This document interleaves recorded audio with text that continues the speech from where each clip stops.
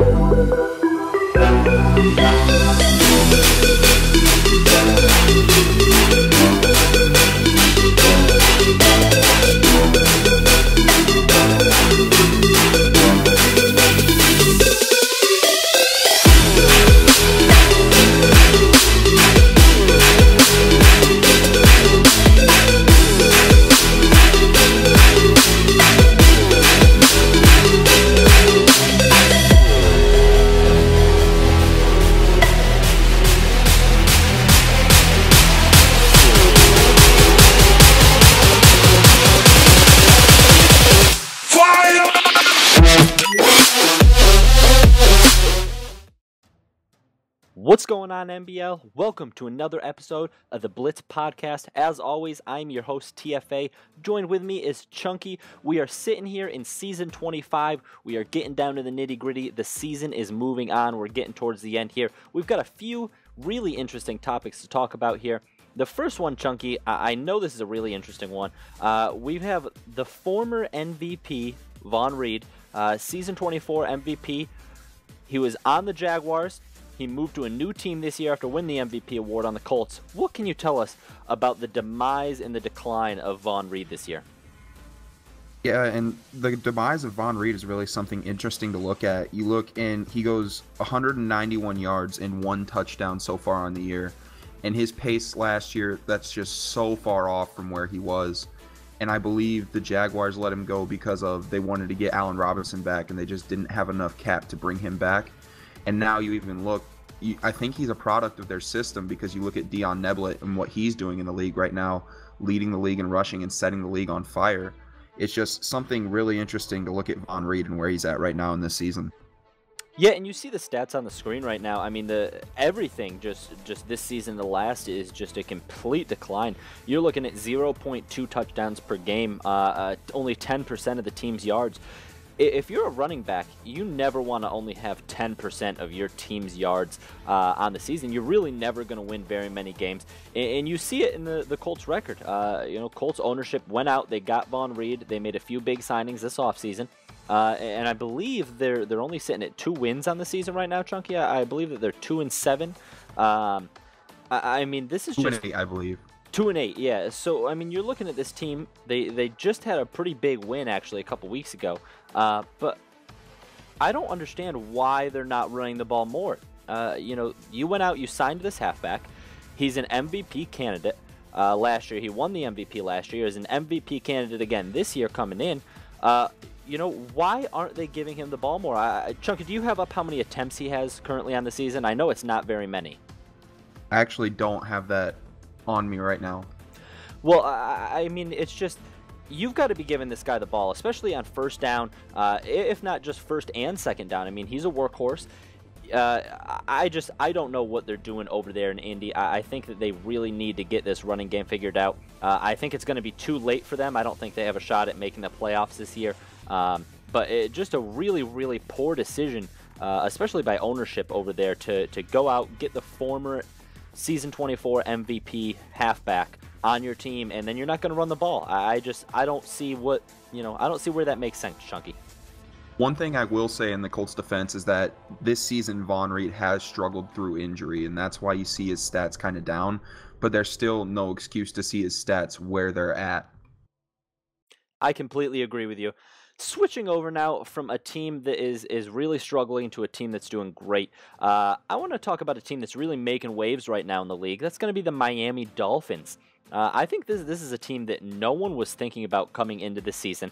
They were really, really under the radar. They're currently 6-4. They're undefeated on the road, and they've got huge wins over the Lions and the Bengals, and those two teams are currently the #1 team in the AFC and the #1 team in the NFC. So, I mean, this is a team that can go out there and beat anybody, but they can also lose to anybody. They have some pretty bad losses on their record right now.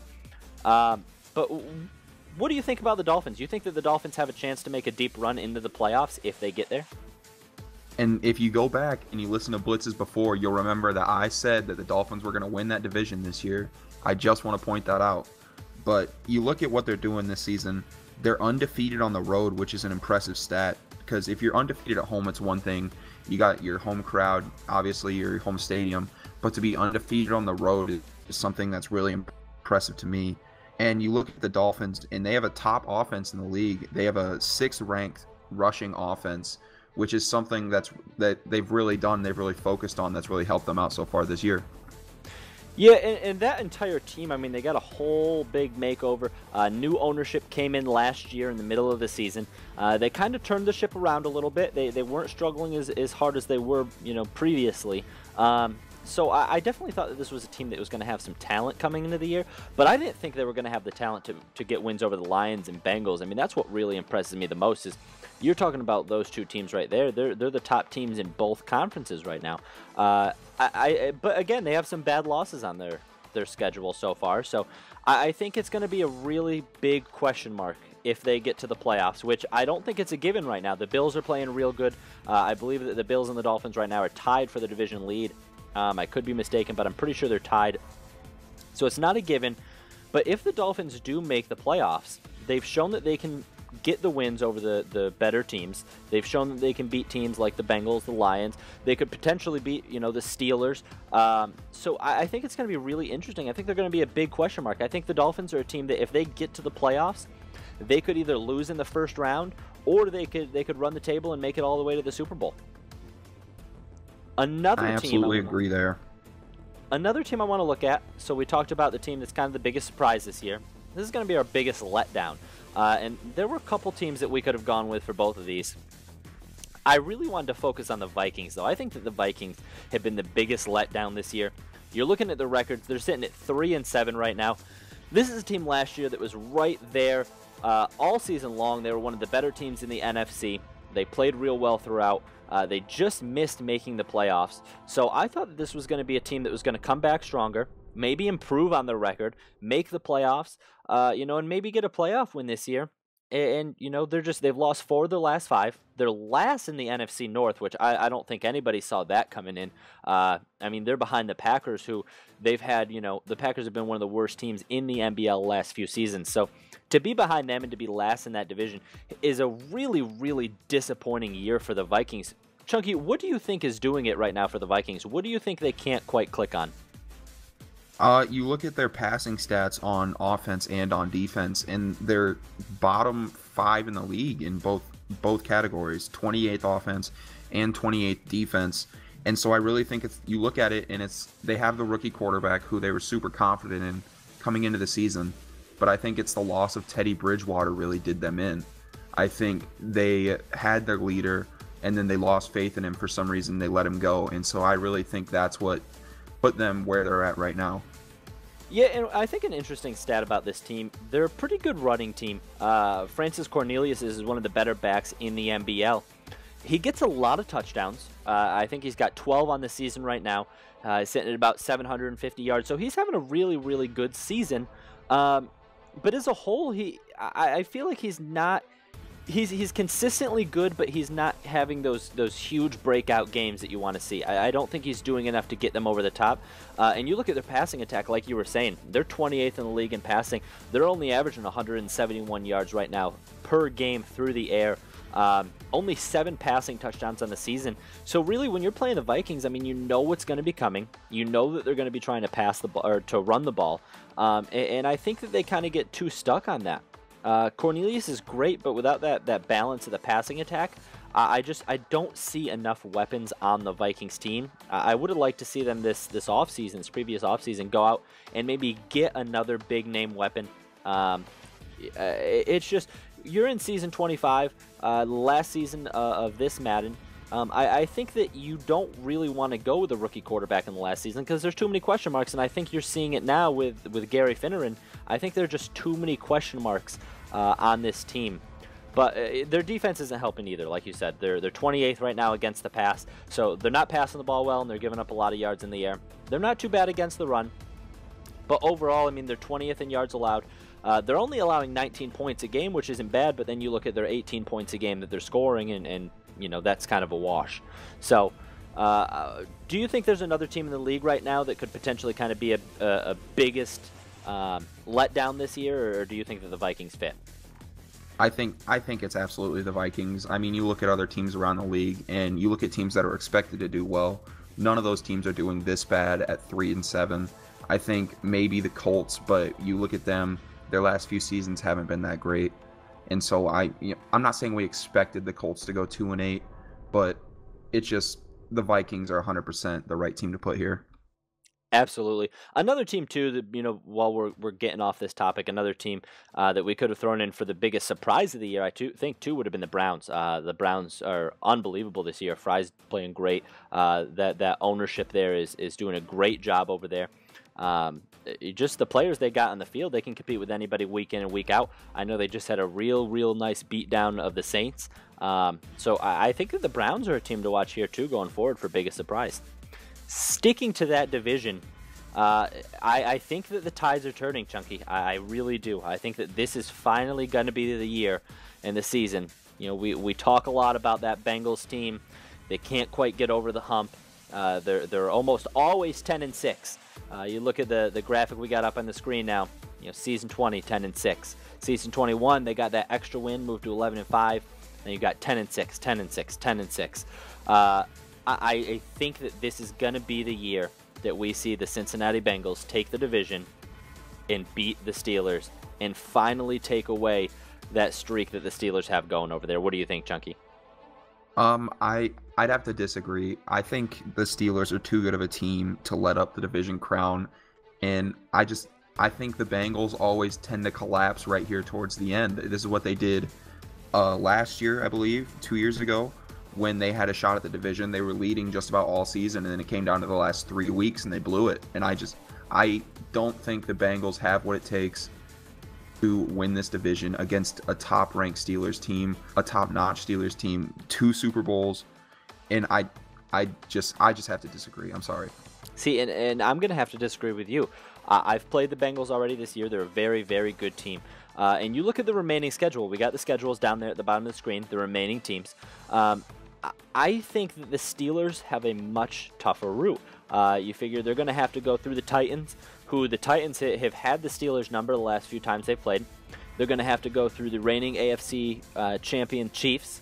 They're going to have to play Fry, who we just talked about, who he beat the Steelers early in the season. So the Browns already have a win over the Steelers this year. I could definitely see it happening. I think that's a bad matchup. I think that's definitely kind of a trap game for the Steelers. I think the Steelers have to get that win. The Panthers and the Buccaneers, I think those are going to be 2 relatively easy games for the Steelers. So I could potentially see the Steelers going, I could see them going 3-2 before that Week 17 game against the Bengals. So that'd put them at 11-5 before we go in there. And then you look at the flip side, you got the Bengals. I think they're going to get both wins over the Ravens. I think they're going to get the win over the Falcons. And even though the Browns are tough, I think they're going to get the win over the Browns. I think the Raiders game is a toss-up. But I could potentially see the Bengals winning their next 5 games and not even having to rely on that Week 17 matchup. I think ultimately, if you're Cincinnati, I think that's what you want to do. I think you want to win those 5 games so you don't have to worry about that Week 17 game. Because we know the history between these two teams. The Steelers have owned the Bengals this entire cycle. I believe that the Bengals only have 2 wins, and I believe that the Steelers, I want to say that the record against each other is 12-3. I believe the Steelers are up on the Bengals. So I don't like those odds if they have to go into that Week 17 game. Is there a game on here for either team that you think is a must-win that if they lose that game, they're going to lose the division? I think for the Steelers, it's probably going to be the Titans. Like you said, the Titans have had the Steelers' number the last few times they've played.